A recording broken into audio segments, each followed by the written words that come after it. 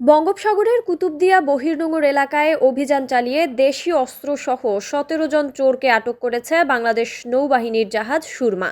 বৃহস্পতিবার রাতে নৌবাহিনী থেকে পাঠানো এক সংবাদ বিজ্ঞপ্তি থেকে এ তথ্য জানা গেছে।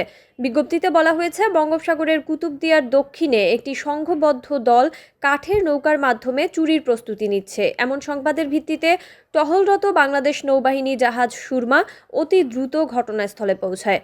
এ সময় ইঞ্জিন চালিত কাঠের বোট সহ ১৭ জন চোরকে আটক করে, তবে কোনো ধরনের হতাহতের ঘটনা ঘটেনি। অভিযানে ইঞ্জিন চালিত কাঠের বোট সহ রামেল, ছুরি, হাতুড়ি, মোবাইল ফোন ও বিভিন্ন রকমের লাইট জব্দ করা হয়, যার আনুমানিক দাম প্রায় ৫.৫ লাখ টাকা।